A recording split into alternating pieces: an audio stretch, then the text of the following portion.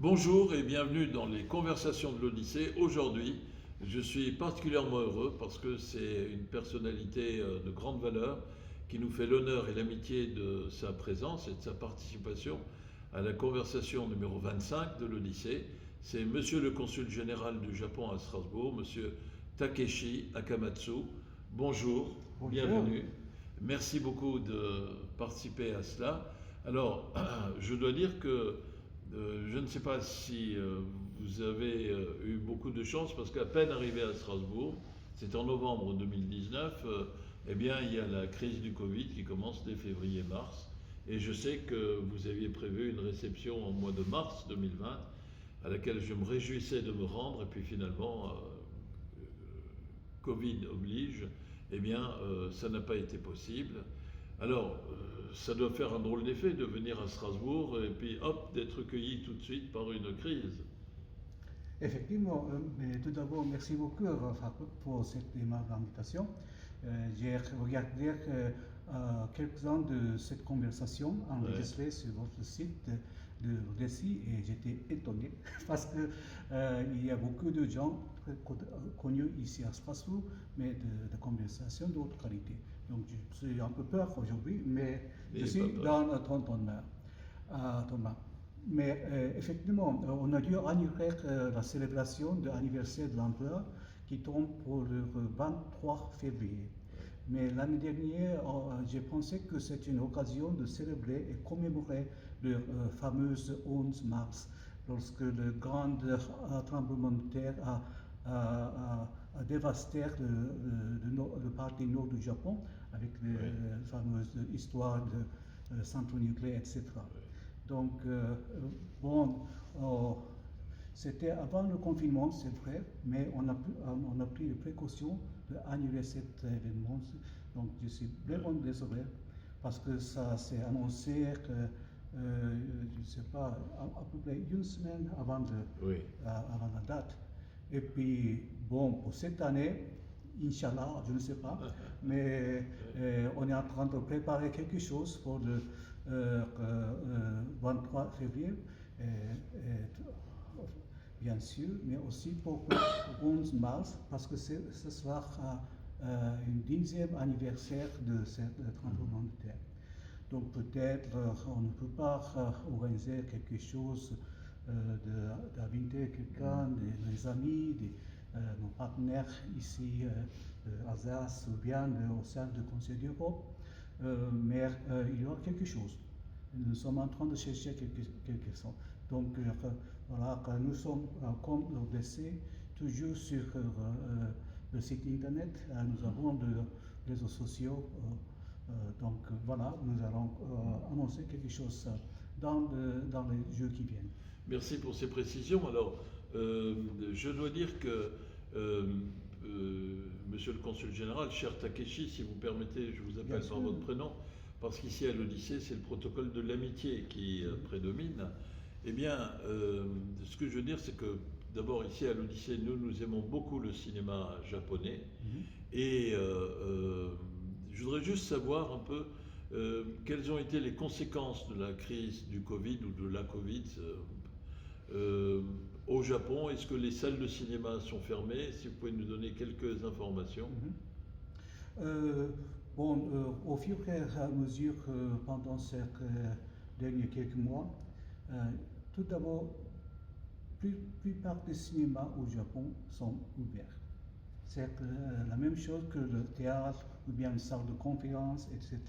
Même on a surinvité l'orchestre de Philharmonie de Vienne de faire une petite tour au Japon pendant 2 semaines, avec très strict contrôle sanitaire, c'est-à-dire. Donc, avec la participation, bien évidemment, on est écarté dans le siège, mais les cinémas sont toujours ouverts au Japon. Et il y a l'obligation de port de masque? Bien sûr, même avant le Covid, pendant l'hiver, nous Japonais, on a pris l'habitude de porter un masque à fait de l'influenza. Ah, c'est une habitude depuis plusieurs années. L'hiver, on porte le masque. Oui. Et puis, mais pendant le printemps, avec le pollen, beaucoup de Japonais portent le masque, même avant le Covid. Voilà, donc c'est pas tout à fait difficile pour la plupart des Japonais, sauf moi. Je déteste le masque d'ailleurs. Mais donc c'est pas comme une obligation. Mais je dois dire que 99% de Japonais portent le masque aujourd'hui. C'est bien. Et donc, il n'y a pas eu de foyer dans les salles de cinéma parce qu'elles continuaient à être ouvertes, etc. Oui, il n'y a pas de ce qu'on appelle cluster qui est survécu au cinéma japonais, soit dans la salle de concert, etc. Surtout pour le bar ou bien, je ne sais pas s'il existe discothèque, quelque chose comme ça. Oui, il y a beaucoup de monde dans une petite salle où on a connu plusieurs clusters. Et puis on a dû fermer cet établissement. Mais dans le salle normale, qui est d'ailleurs, malheureusement, on n'a pas de cinéma qui date aussi ancien qu'ici à Odyssée, mais la plupart de ça reste ouvert, même pendant la crise. Ben, c'est formidable. Alors, je dois dire que le cinéma japonais, sur la place mondiale, au niveau international, occupe une place très intéressante puisque, et c'est les chiffres donnés par l'Observatoire audiovisuel européen, c'est un des rares pays, le Japon, où la majorité des spectateurs vont voir des films japonais. Les pays où c'est vraiment les gens vont voir d'abord majoritairement les films de leur propre pays, ce sont les États-Unis, l'Inde, le Japon, la Chine, la Corée du Sud. Évidemment, la Corée du Nord, on n'a pas les chiffres, mais bon, ça fait à peu près 54,4% en 2019 des spectateurs japonais, enfin au Japon, qui sont allés voir des films japonais, ce qui est quand même remarquable parce que même en France, qui est un pays qui a une tradition cinéphile, eh bien le cinéma national ne représente que environ 37-38% des spectateurs par année. Oui, peut-être. Je ne sais pas pourquoi les zones laquelle les Japonais fréquentent pour les films japonais, mais je pense qu'il y avait une période que plutôt les spectateurs japonais sont allés voir le cinéma plutôt américain, hollywoodien. Mais le cinéma japonais a une longue histoire, comme l'histoire du cinéma en France. Parce que depuis le début du XXe siècle, peut-être ça correspond le moment où l'Odyssée est créé, 1910, 1915, on a commencé à tourner le propre film japonais à l'issue de la fermeture ou bien la transition vers le théâtre, vers le cinéma, qui est d'ailleurs importé aux États-Unis. Mais bon, donc on a une grande transition, c'est vrai, mais il faut préciser pour payer respect pour le cinéma français, je peux constater que c'était à Paris que moi-même j'ai découvert la plupart des cinémas japonais. C'était que de grands cinéastes comme Ozu ou Kurosawa, qu'on a montré des films japonais de ces grands réalisateurs en version originale à Paris. Et donc, par exemple, l'œuvre de Kurosawa, j'ai vu tout à Paris. Parce qu'à cette époque-là, il y a 30 ans, la plupart des cinémas japonais étaient oubliés par les audiences japonaises. Donc, mais avec je ne sais pas depuis quand, il y a 20 ans, il y a beaucoup de cinéastes japonais qui créent et qui a attiré les spectateurs japonais chez nous. Et d'autre part, peut-être c'est à cause de manga, de bande dessinée animée, en principe, qui a attiré beaucoup de spectateurs, jeunes spectateurs au théâtre.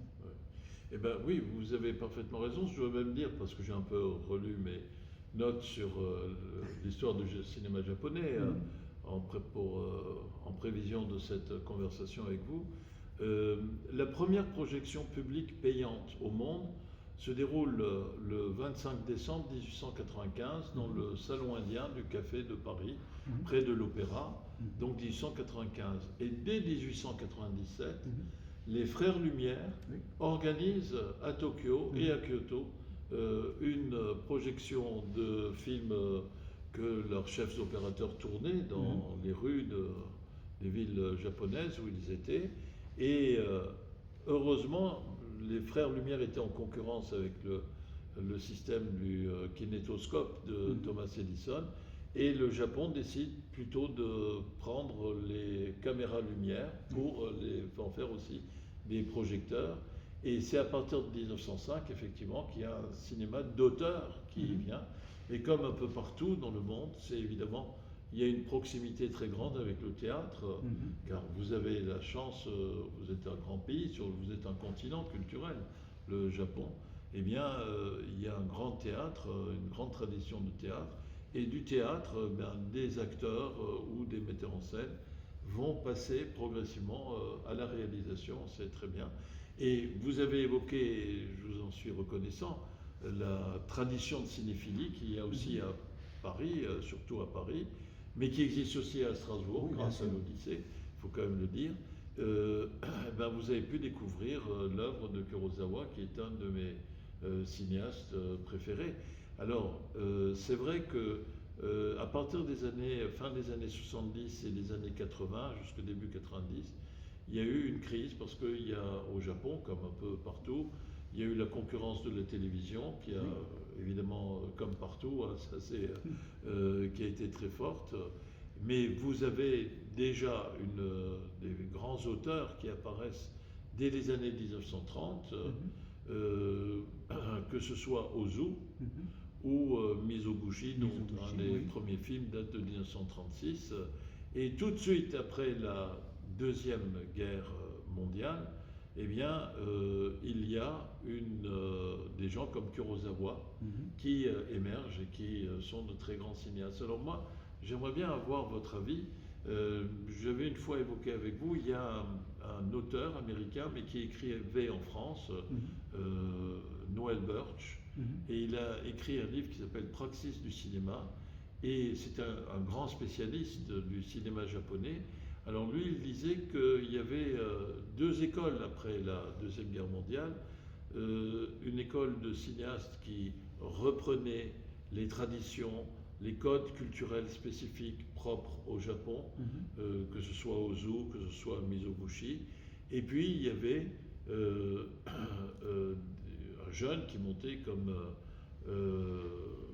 comment il s'appelle, Kurosawa, qui lui certes gardait les motifs culturels japonais, mais avait une conception qui était plus sous l'influence du cinéma occidental et plus particulièrement du cinéma américain. Est-ce que vous avez noté cela, vous aussi Oui, effectivement, oui, mais il faut raconter une histoire qu'on a vécue au Japon. C'est qu'avant-guerre, on a, même après, même avant l'avant-guerre, c'est-à-dire après l'arrestation de Meiji, qui est la fin du milieu du 19e siècle, le japonais a eu, comment dit-on, de respect pour la culture européenne par rapport aux cultures américaines à cette époque. Et donc, c'est toujours avec le cinéma européen que le japonais a connu la civilisation, la culture et le peuple européen. Et puis, il s'agit de cinéma français, cinéma allemand. C'était une grande puissance de cinéma européen qui est importée au Japon. Donc, si non pas le cinéma français, ou bien cinéma allemand des années 30, que beaucoup de Japonais ont connu la culture et puis on a fait attention pour la culture européenne plutôt que de celle des États-Unis. Donc c'est après la guerre, bon, la dernière guerre mondiale, on a vécu un peu triste après la guerre, mais avec l'arrivée des Américains au terrain nippon, c'est toujours de cinéma américain qui a montré la civilisation américaine qui est beaucoup plus modernisée quand on rapporte de cercle du Japon à cette époque. Donc l'influence était shiftée, je pense, depuis notre adaptation à la culture européenne vers la culture américaine. Donc, peut-être, je ne suis pas malheureusement spécialiste dans ce domaine, mais je pense que je peux dire que c'est à cause de ça que beaucoup de cinéastes japonais ont shifté de manière de prendre leur propre œuvre en Japon, toujours gardant le contenu, comme tu m'as bien expliqué. Mais adaptant le style américain dans l'ère après-guerre. Mais encore une fois, avec l'arrivée du début de 1950, film noir par rapport au cinéma français est beaucoup influencé de notre culture au Japon, surtout au niveau du cinéma. Donc c'est toujours vis-à-vis de la culture occidentaux que les Japonais ont attachement plus propre. Et puis c'est à cause du cinéma, des films occidentaux, qu'on a appris le savoir-faire des occidentaux, européens, américains surtout. Et c'est toujours le cas pour moi, parce que comme je t'ai expliqué, j'ai découvert que les œuvres de Ozu, Kurosawa et Mizoguchi en France. Mais en même temps, c'était quelques cinémas français, américains que j'ai appris de manière de vivre des Européens ou Américains. Et puis, en tant que diplomate, c'est toujours avec des films qu'on a fait. On a connu le pays, la France et puis l'Amérique, aux États-Unis ou bien les Britanniques et les Allemands, de savoir, comment dit-on, le sentiment de savoir comment vivent les gens, comment penser les gens dans d'autres pays étrangers. Donc, oui, lorsque j'ai fait rentrer, je suis rentré au ministère des Affaires étrangères, on a montré beaucoup de films français, de profs à l'Institut de formation de diplomates. Ah oui, c'est bien. Mais c'est bien. Donc, c'est toujours à cause de films en français que j'ai fait en français. C'est bien. Voilà. Donc, il y a toujours rien comme ça. Et puis, ça s'applique toujours au grand public japonais aussi.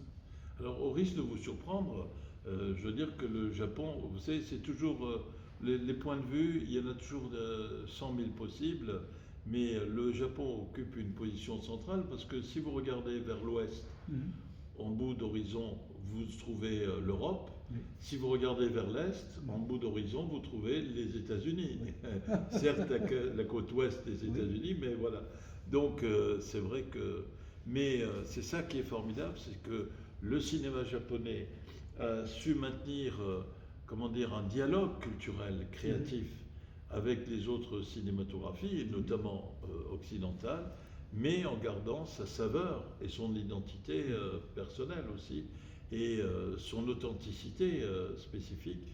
Et ça, c'est quelque chose de formidable. Alors, vous avez aussi eu la chance au Japon, je ne sais pas si ça correspond à vos goûts personnels, mais il y a eu des cinéastes un peu plus politiques comme Oshima, que ce soit Conte cruel de la jeunesse ou l'histoire du Japon racontée par une hôtesse de bar, qui sont des films. Puis après, à la fin des années 80, vous avez eu il était acteur d'ailleurs, qui est devenu un cinéaste qui a été particulièrement apprécié, qui est devenu célèbre ici en Europe, c'est Kitano, voilà, qui a même eu pour Hanabi le prix au Festival de Venise, et qui a fait d'autres films formidables, Violent Cop. Et vous avez aussi au Japon développé un cinéma de genre. Par exemple, Godzilla, le premier Godzilla, c'est dès 1954. Vous savez, le dragon Et alors, il y a eu un genre formidable, avec Godzilla contre... il y a même eu, je crois, un Godzilla contre Hercule, ce qui est complètement, comment dire, très imaginatif, parce que c'est un peu extravagant. Et c'est sûr que là aussi, on voit l'impact de... Parce que vous êtes, malheureusement, mais j'espère que vous serez le seul pays qui a été frappé, dont la population civile a été frappée par la bombe nucléaire, qui a fait énormément de dégâts immédiatement et dans les conséquences de santé et de handicap qui en ont résulté. Et puis, à partir des années 2000, vous avez ce qu'on appelle la nouvelle vague japonaise. Ah oui, tout à fait. Qui est très... Vous avez vu aussi certains films? Oui, effectivement, avant le confinement, en tant que diplomate, j'ai voyagé beaucoup et c'est surtout pendant des trajets de dizaines de jours, dizaines d'heures. Par exemple, arriver à Paris depuis Tokyo, ça prend 11 heures. Donc j'ai vu beaucoup de cinéma, surtout japonais, dans l'avion. Voilà. Ah oui. C'est une occasion de profiter parce qu'il n'y a pas beaucoup de choses à faire. Les voyages forment la jeunesse, comme on dit en France. Voilà. Pas de jeunesse pour moi. Jeunesse d'esprit. Jeunesse d'esprit, oui. Mais cette nouvelle vague japonaise, je ne sais pas si... Qu'est-ce exactement ce que signifie cette nouvelle vague japonaise? Parce que je constate, comme vous avez remarqué, il y avait un film science-fiction, de Godzilla, etc., aux années 50-60. Mais ce que je constate que plus en plus de cinéma, film japonais se tourné vers l'intérieur du peuple. C'est une petite chose. Et puis, beaucoup, c'est basé sur de dessins animés, manga, plutôt. Oui, et puis aussi, vous avez eu des grands comme Miyazaki. C'est toute une école, ça, de films d'animation formidables, évidemment. Oui, les films d'animation, c'est autre chose, mais c'est du cinéma. C'est du cinéma, oui. Si on commande dans un écran comme ça, oui. Mais je constate en arrivant ici à Strasbourg que le cinéma japonais, surtout les animations, est très populaire parmi les gens, non seulement ici à Strasbourg, à Alsace et partout en France. Bien sûr, c'est pareil au Japon, mais autant dit qu'il y a des distances entre nous physiquement et puis dans la culture, la vie tout à fait différente. Donc c'est formidable, ça m'aide beaucoup de notre travail en tant que diplomate, consulat généraux ici. Mais c'est un peu étonnant parce que comme toi en tant que directeur, c'est normal que tu connais beaucoup de films japonais, cinéma, non seulement cinéma japonais, mais américain, etc. Mais les gens dans le lieu, les jeunes français et alsaciens ici connaissent parfaitement des œuvres de Miyazaki, par exemple, et des autres cinéastes japonais surtout le manga. Oui. Oui. Et des bandes dessinées aussi. Il y a même une boutique, je crois, à Strasbourg, qui est spécialisée près du siège du consulat général du Japon à Strasbourg. Et alors, je voudrais juste revenir sur une chose. Donc, au ministère des Affaires japonais, des Affaires étrangères du Japon, on oblige, mais on propose aux diplomates dans leur formation de voir des films justement des pays où ils sont susceptibles d'aller. C'est pas pour politique de notre ministère de faire ça, mais c'est surtout notre professeur de français qui m'a renseigné et a montré de plusieurs films que mais je pense. À l'époque, par exemple, il y avait une série qui s'appelait Ripu. Ripu, c'est de Ripu, oui. Et puis, un petit film, quelque chose, L'ami de mon ami, qui racontait l'histoire des amours dans le banlieue parisien, ou bien les mecs surtout le film qui s'appelait Diva. Oui, c'est un nouvelle vague peut-être. Mais donc pendant le cours, oui, on a regardé ensemble des films comme ça, on a discuté et essayé de résumer. Ça. Oui. Mais c'est bien, c'est formidable parce que ça montre bien que, et c'est ça le caractère universel du cinéma, c'est que ça permet de mettre en relation des horizons culturels différents et de les faire résonner les uns avec les autres. C'est pour ça que le 7e art est un art qui est particulièrement important.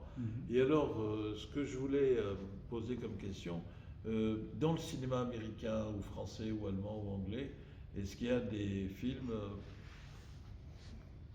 que vous aimez particulièrement? Écoutez, oui, j'ai plusieurs films, donc je peux dire qu'il y en a pas mal. Quand un film français, lorsque j'étais invité comme ça, j'ai réfléchi un petit peu.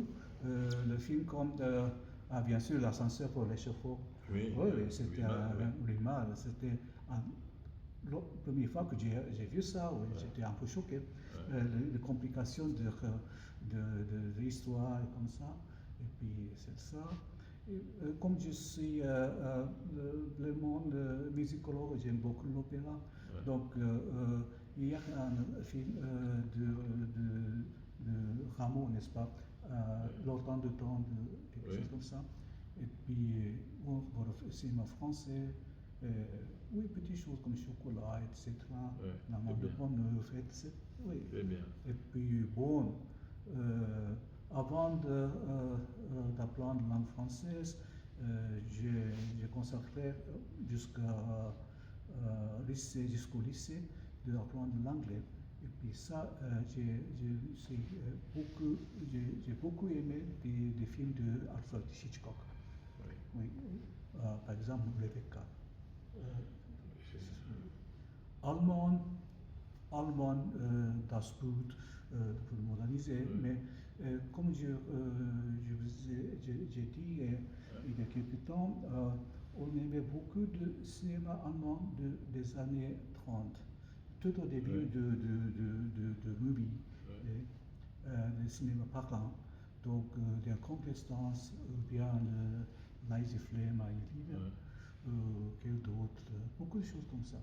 Et puis bon, après ça, c'est l'époque triste, donc on n'en parle pas. Oui, c'est vrai. Mais c'est vrai que le cinéma allemand est aussi un très très grand cinéma, que ce soit Fritz Lang ou d'autres. Oui.